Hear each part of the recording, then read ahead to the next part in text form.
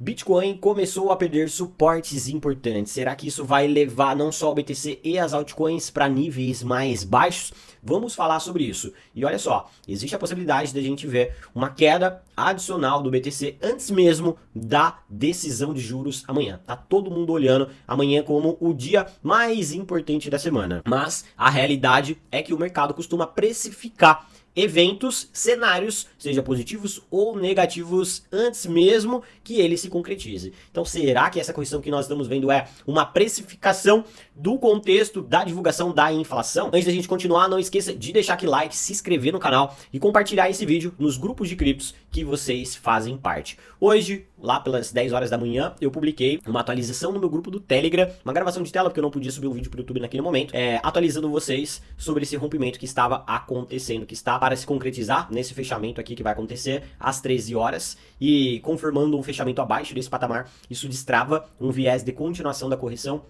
até esse ponto de suporte aqui. Então, se você quiser receber atualizações mais rápidas, considere entrar para o meu grupo Panorama Bruno Cripto. Tenho ele no Telegram e também no WhatsApp. Os links vão estar logo aqui abaixo. Então, pessoal, veja só, preço ontem foi liquidar, dali durante a nossa live que eu fiz, né, de projeção semanal. Se você não assistiu, vale a pena você assistir, falei bastante coisa importante para você ficar ciente do panorama da semana. Liquidou aqui, não teve sucesso lá em buscar a liquidação no topo do retângulo, então ele veio buscar aqui no fundo e aí agora está fazendo esse rompimento. Um rompimento que foi impulsionado, pessoal, pela divulgação de um relatório, uma previsão, tá? Que a empresa Fitch Ratings fez. Para quem não conhece, essa empresa Fitch Ratings, ela é uma empresa americana, é uma agência americana de classificação de risco que foi fundada em 1913 e ela é uma das 3 principais agências de classificação de crédito e outras partes da economia americana. E ela emite relatórios. E aí saiu hoje, na manhã, hoje bem no meio da manhã ali, entre 9h30 e 10 horas da manhã, saiu esse relatório super atual, ó, 18 de março. Eu estou traduzindo aqui para vocês. Eles falam sobre a previsão, né, de corte, de queda no crescimento mundial causado pelos Estados Unidos, que também impacta a economia americana devido ao início da guerra comercial. E aí aqui tem uns pontos importantes, que é o seguinte, que dentro dessa expectativa deles, eles diminuíram a previsão em relação ao crescimento dos Estados Unidos em 2025 para 1,7% e era esperado 2,10%. Uma redução devido ao fato de um aumento das tarifas, o que prejudica as indústrias, a economia, impacta na inflação, tá?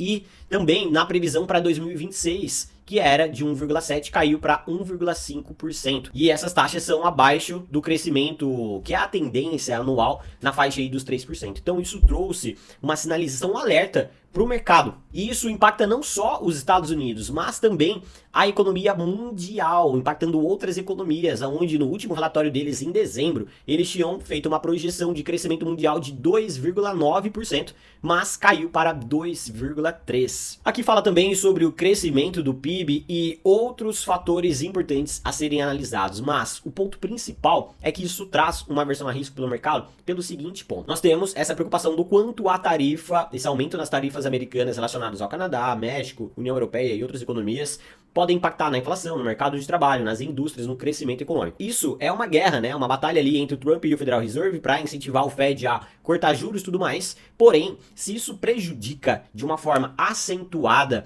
a economia americana, especialmente aí pensando nas indústrias, no crescimento da economia americana, existe uma linha tênue aí entre uma desaceleração da economia americana que estimula o Fed a cortar os juros, o ponto que faz com que o Fed tenha que permanecer em um nível restritivo. Então, se as ações relacionadas a tarifas prejudicam demais a economia americana, o Fed também não pode cortar os juros. E aí, com isso traz muita incerteza, porque o mercado está querendo olhar para os próximos dados de mercado de trabalho, PIB, relacionados aí às indústrias americanas e a inflação na leitura de abril, que é referente a março, que já contempla essas tarifas. Então isso está trazendo uma grande preocupação para o mercado. As bolsas estão corrigindo, o Bitcoin está corrigindo e isso, na minha visão, já precifica que amanhã não teremos corte de juros, como é a expectativa do mercado, apenas a manutenção da taxa de juros. Porém, mais importante do que a decisão de política monetária amanhã, sai também as projeções de taxas do Fed, né? A expectativa deles em relação a cortes para os próximos meses.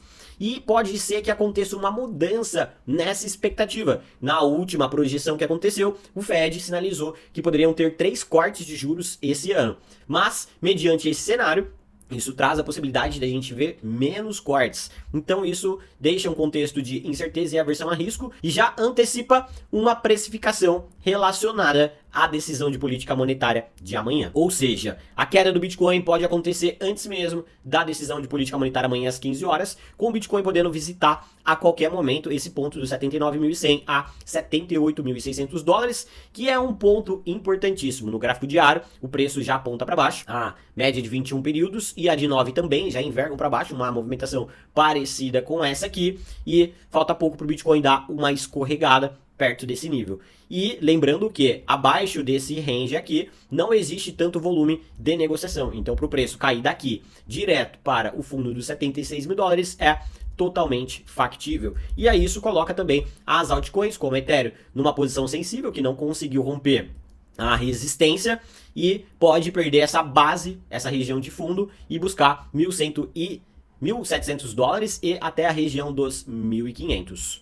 Solana, por exemplo, está trabalhando aqui na região de resistência, perde a mínima dos últimos 2 dias e também já está praticamente ativando um pivô de baixa que poderia levá-la na região dos 102 dólares. Ou seja, pessoal, quando a gente olha para o contexto atual proveniente do cenário macroeconômico, esse relatório trazendo esse contexto de cortes nas previsões de crescimento da economia americana e mundial, nós temos aí uma total clareza que o mercado deve continuar em uma tendência de baixa e que qualquer movimentação de alta dentro desse contexto é apenas um respiro para mais quedas, o que pede que você gerencie o seu risco, tenha cautela, tenha caixa disponível para aproveitar essas oportunidades. Falta aí um minutinho para o Bitcoin fechar esse candle, já mais que confirmado o rompimento desse ponto de apoio, e aí a gente pode agora então atualizar isso daqui, marcar esse ponto de liquidação que aconteceu como uma resistência para o preço, né, ó, onde enquanto o Bitcoin não romper essa resistência destacada no gráfico